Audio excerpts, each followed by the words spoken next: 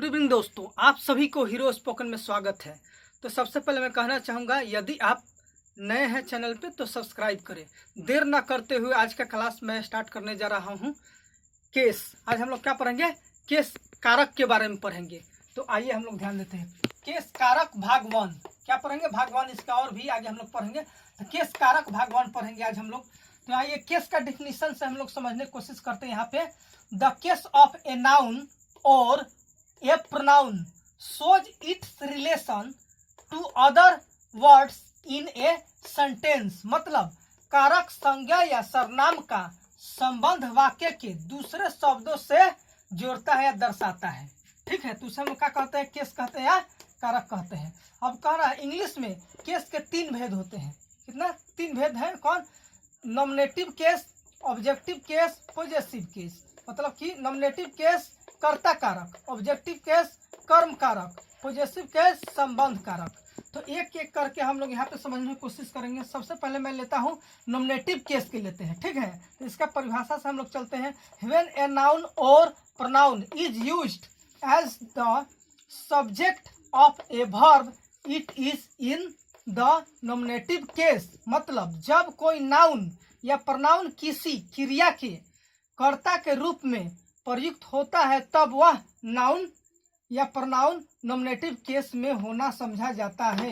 उदाहरण के माध्यम से ऊपर हम लोग समझेंगे, क्लियर हो जाएगा। जैसे मोहन ईट्स या दे आर प्लेइंग। यहाँ पे क्या है? मोहन ईट्स, ये सब्जेक्ट के रूप में जो मोहन है चाहे दे है, ये क्या हो गया? आपका नॉमिनेटिव केस में हो गया। क्या हो गया? ये नॉमिनेटिव केस में हो गया। यहाँ पे दे भी नॉमिनेटिव केस में, मतलब सब्जेक्ट जो आता है, सब्जेक्ट को ही हम लोग क्या कहते हैं?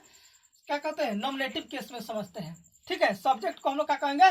Nominative case. तो यहाँ पे मोहन नॉमिनेटिव केस में है और दे नॉमिनेटिव केस में है। ठीक है, यह इसमें जब भी करता है तो सब्जेक्ट का बोध कराता है। ठीक है, अब आते हैं ऑब्जेक्टिव केस। तो जब भी इसमें ऑब्जेक्टिव केस में बोध कराएगा तो ऑब्जेक्ट का बोध कराएगा।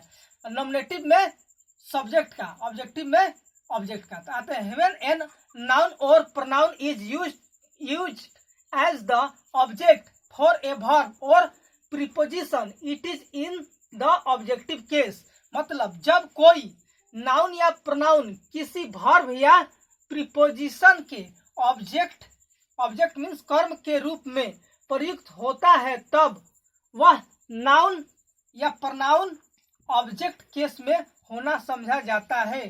जैसे यहाँ पे हम लोग उदाहरण के माध्यम में समझेंगे। Ram Yeats bread, Shyam drinks milk. तो यहाँ पे ब्रेड और मिल्क क्या हो गया? ऑब्जेक्टिव केस में समझा जाएगा। क्या?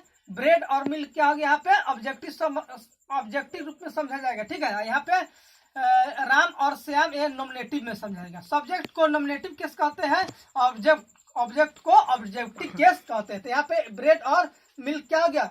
ब्रेड ऑब्जेक्टिव केस में हो गया, मिल्क भी यहाँ पे ऑब्जेक्टिव केस में हो गया। अब आइए पॉजेसिव केस के बारे में पढ़ते हैं। मानिए जो भी अधिकार का बोध करेगा। क्या चीज का? अधिकार का। यहाँ देखिए, when the form of A noun और प्रोनाउन इंडिकेट पोजेशन और relation it is in the possessive case. मतलब जब नाउन या प्रोनाउन के जिस रूप से अधिकार या संबंध का बोध हो उसे पॉजेसिव केस में होना समझा जाता है। जैसे एक दो उदाहरण के माध्यम से यहाँ पे हम लोग समझने की कोशिश करेंगे। दिस इज मोहन्स पेन, यह मोहन का पेन है। तो यहाँ पे मोहन्स क्या हो गया? आपका पॉजेसिव केस, मैंने अधिकार को शो करता है। फिर यहाँ पे दिखाता है दैट इज राधास डॉल, यह राधा का डॉल है। ऊपर वाला था दिस इज मोहन्स, यह मोहन का पेन है। तो राधास डॉल, तो यहाँ पे राधास क्या हो गया? आपका पॉजेसिव केस में समझा जाएगा। ठीक है, दिस कार इज माइन, यह कार मेरी है। तो माइन, यहाँ पे माइन क्या हो गया? यहाँ पे अधिकार शो करता है, बोध कराता है। तो पॉजेसिव केस में हो गया। यह कार मेरी है। That cows is yours, that का वह गाय आपकी है। ठीक है, तो यहाँ पे योर संबंध जोड़ता है। ठीक है, योर यहाँ पे क्या करता है? संबंध जोड़ता है। तो यहाँ पे हम लोग क्या करेंगे? इसे क्या समझेंगे? पॉजेसिव केस में होना समझेंगे। ठीक है, तो याद रखिएगा। तो जरा स्क्रीनशॉट ले लीजिएगा, उसके बाद भी कुछ थोड़ा समझाना चाहूंगा।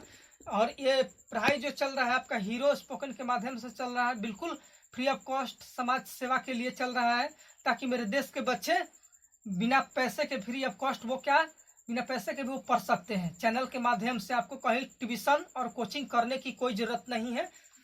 तो मेरे दोस्तों मैं कहूँगा कि आपको ट्यूशन और कोचिंग करने की कोई ज़रूरत नहीं। यदि आप इस चैनल का वीडियोज डेली जितना भी हम लोग मतलब कि जो आ रहा है, आप टोटल वीडियो शुरू से अंत तक देखिएगा तो आपको कहीं इंग्लिश का कहीं भी आपको कोचिंग और ट्यूशन आपको करने की ज़रूरत नहीं है। टोटल वीडियो देखने की कोशिश कीजिए। हम लोग चाह रहे हैं ताकि समाज के बच्चे, देश के बच्चे सब, क्योंकि बच्चे ही देश का भविष्य है, सब कोई पढ़े और आगे बढ़े और हम लोगों का देश शिक्षित हो और विकसित हो। बस यही हम लोग चाहते हैं।